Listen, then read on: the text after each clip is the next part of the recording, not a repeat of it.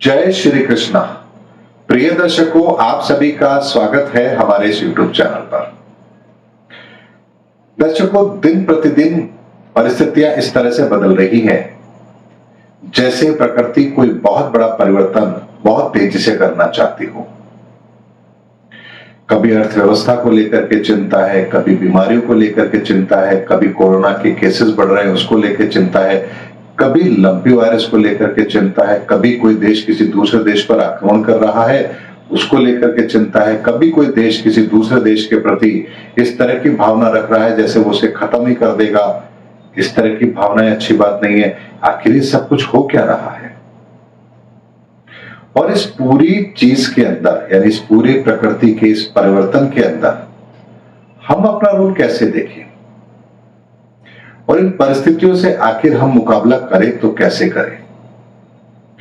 दर्शकों, जब भी महाविनाश होता है या प्रकृति का एक बहुत बड़ा परिवर्तन आता है, तब एक ही चीज है जो हमें उस परिस्थिति से बचाती है, और वो है हमारा आत्मबल। हमारा आत्मबल ही हमें परिस्थिति से लड़ने की ताकत देता है। और जो वर्तमान परिस्थिति चल रही है, ठीक है, एक देश दूसरे देश के साथ लड़ाई करेगा, वायरस आया है तो कुछ नेचुरल डिजास्टर भी लेकर के आएगा, वो भी हम देखेंगे। कोरोना के केसेस बढ़ेंगे, बीमारी बढ़ेगी, उस पर भी हमको ध्यान देना है। लेकिन इस सब घटनाक्रम के अंदर हमें एक बात नहीं भूलनी चाहिए कि वर्तमान समय हमें एक नई लड़ाई लड़ने के लिए तैयार कर रहा है, और ये मनोबल की लड़ाई है। यानी इस लड़ाई के अंदर वही जीतेगा जिसका मनोबल बढ़ा हुआ होगा। जिसका मनोबल कमजोर है वो ये लड़ाई नहीं जीत पाएगा, ना ही ये लड़ाई लड़ पाएगा। लेकिन जिसका मनोबल बढ़ा हुआ होगा वो इस लड़ाई को आराम से जीत भी जरूर लेगा। इसलिए अपने मनोबल को मजबूत रखिए।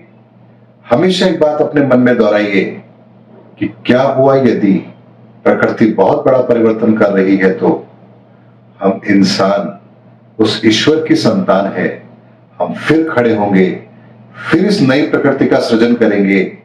ये प्रकृति हमारे मनोबल को नहीं गिरा सकती, हमें तकलीफ दे सकती है, हमारे सामने परेशानी खड़ी कर सकती है, लेकिन हमारे मनोबल को तोड़ नहीं सकती, क्योंकि इंसान मनोबल के आधार पर ही जिंदगी के अंदर बड़े बड़े परिवर्तन देखता आया है और आगे भी जरूर देखेगा।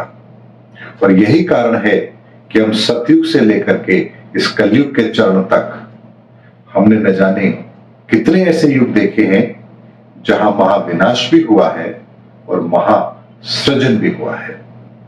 और संत लोग तो बहुत अच्छी तरह से इस बात को जानते हैं। इसीलिए जब खबर मैंने पेपर में पढ़ी तो मुझे बड़ा आश्चर्य भी हुआ और इस बात पे मुझे यकीन भी था। जैन संप्रदाय के अंदर उन्होंने अपने ग्रंथों को पांडुलिपि पर लेकर के उसे इस तरह से संग्रहित किया है कि 15 सदियों तक भी वो सुरक्षित रहेंगे। किसी भी तरह की नेचुरल डिजास्टर से, परमाणु बम के हमलों से, या किसी भी तरह के युद्ध की स्थिति में, आपात स्थिति में भी वो सुरक्षित रहेंगे। और एक अच्छा कदम है उनका धर्म विशेष के प्रति।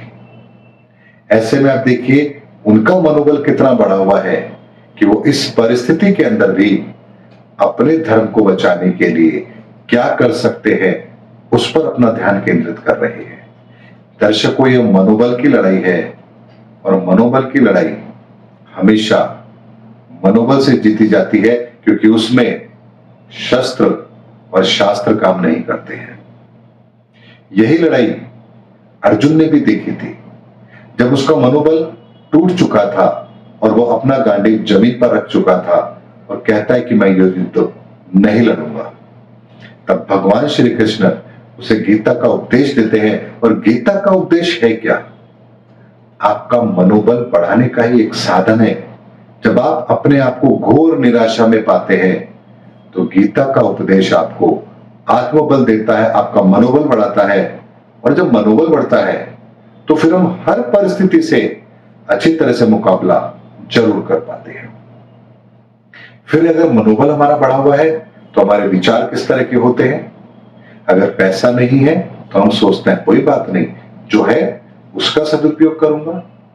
शरीर साथ नहीं देता तो वो ये सोचता है कोई बात नहीं, शरीर साथ नहीं दे रहा है लेकिन मेरा आत्मबल तो मजबूत है, मैं दृढ़ इच्छा शक्ति के आधार पर भी अपने कार्य जरूर पूर्ण करूंगा।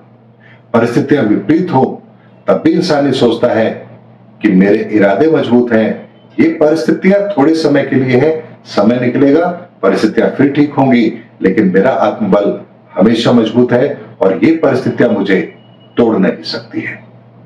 दर्शकों, आत्मबल का मजबूत होना, मनोबल का मजबूत होना बहुत आवश्यक है और ये मनोबल हमारा तब बढ़ता है जब हम धर्म से जुड़े हुए होंगे। धर्म हमें बहुत बड़ी ताकत देता है और इस बात को मैंने स्वयं महसूस किया है, क्योंकि इस बार जब अंगारक योग का समय चल रहा था, उसी बीच में ये सावन का माह भी चल रहा था, तो मैंने इस पूरे सावन के माह में महारुद्राभिषेक भी किया था और जिसके वीडियो मैंने हमारे कुछ दर्शकों को शेयर भी किए थे, जिन लोगों ने अपनी इच्छा मुझे दी थी कि हम भी ये वीडियो देखना चाहते, तो मैंने उनको उनके व्हाट्सएप पर वो शेयर भी किया था। लेकिन इस पूजा के दौरान मुझे इतने अच्छे अनुभव हुए हैं, इतने दिव्य अनुभव हुए हैं और ईश्वर की इतनी कृपाएं मिली हैं, उनके संकेत मेरे जीवन में आए हैं कि जिसके द्वारा मैं कह सकता हूं कि हाँ, ईश्वर अपने भक्तों पर कृपा जरूर करता है यदि भक्त का भगवान पर भरोसा मजबूत हो तो। इसलिए दर्शकों, अपने मनोबल को गिरने मत दीजिए। ये प्रकृति कितना ही विकराल रूप धारण कर ले, हम इंसान के मनोबल को नहीं तोड़ सकती है। उम्मीद करता हूं दर्शकों मेरा वीडियो आपको जरूर पसंद आया होगा। अगली वीडियो में आपसे फिर भेंट होगी, तब तक हमारे चैनल पर बने रहिए। जय हिंद, जय भारत।